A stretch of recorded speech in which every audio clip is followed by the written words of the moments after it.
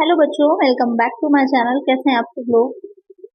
UGC NET का paper जिन बच्चों ने दिया था जून 2024 में, जो कि पेपर आप लोगों का कैंसिल हो गया था, एक बार हम उस पेपर में ये देखते हैं कि क्या क्या चीजें इंपॉर्टेंट हैं। क्योंकि कुछ ऐसा पैटर्न रहा है स्टार्टिंग से ही यूजीसी नेट का कि कुछ टॉपिक्स बहुत ज्यादा पूछे जाते हैं। तो अगर उन टॉपिक्स को आप तैयार कर लेंगे, प्रिपेयर कर लेंगे, तो वो टॉपिक आपके लिए आगे भी जो एग्जाम होने वाला है, जो कि अगस्त में डेट आई है एग्जाम की, तो वहां पर आपके लिए वो बहुत इजी रहेगा। तो हम बात करेंगे उन्हीं क्वेश्चंस पर जिन क्वेश्चंस को बार बार रिपीट किया जाता है, या जो टॉपिक्स ऐसे हैं जो बार बार पूछे जाते हैं।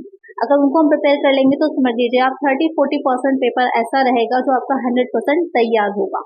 जैसे कि अगर हम बात करें, क्वेश्चन आप देख रहे होंगे, ये जेड सीरीज का है, 88 नंबर का, नेट कॉमर्स का। सुगम इज ऑल्सो नोन एज, सुगम को निम्नलिखित नाम से भी जाना जाता है। ITR 1, ITR 2, ITR 3, ITR 4। तो ITR क्या है? इनकम टैक्स रिटर्न जो फिल किया जाता है उससे रिलेटेड है।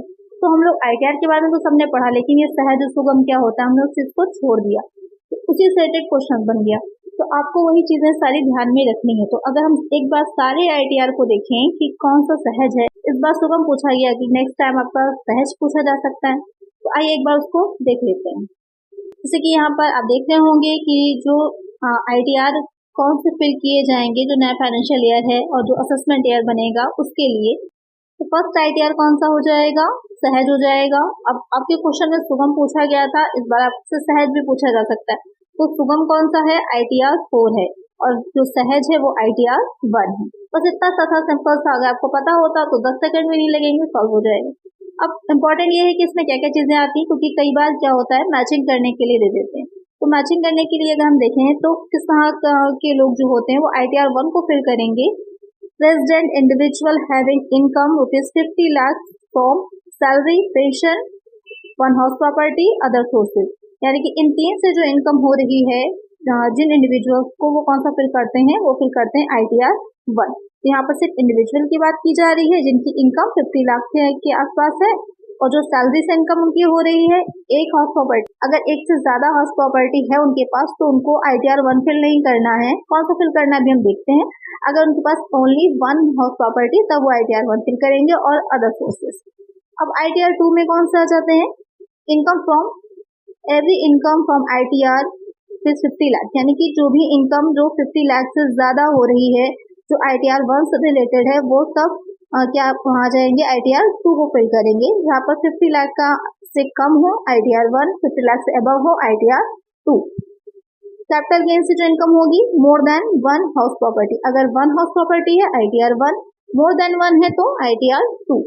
Foreign income, foreign asset, crypto income if reported as capital gain. अगर क्रिप्टो इनकम हो रही है जिसको कैपिटल गेन की तरह माना जा रहा है तो उसको भी ITR 2 भरना है।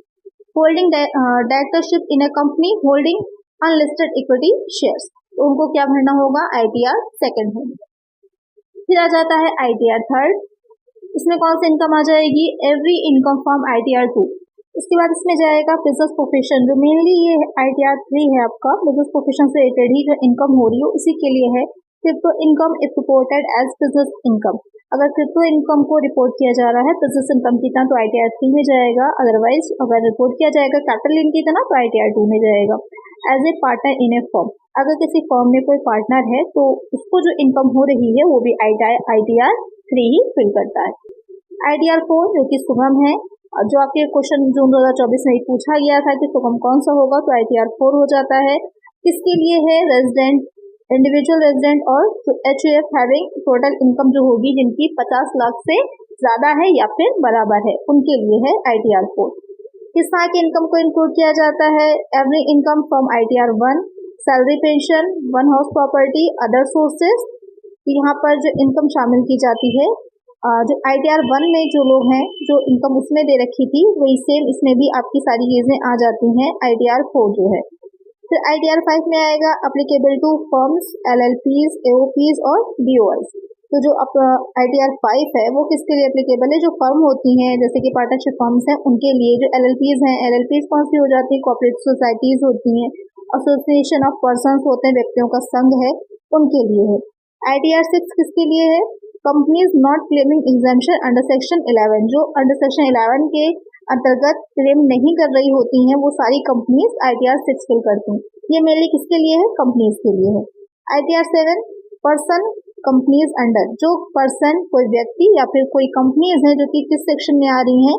139 4A, सेक्शन 139 4B, 4C और 4D, इसमें जो कंपनीज आ रही वो ITR 7 फाइल करती हैं। तो आई होप आपको समझ में आ गया होगा कितने तरह के ITR हैं, किसके लिए हैं और कौन सा सहज है कौन सा सुगम है।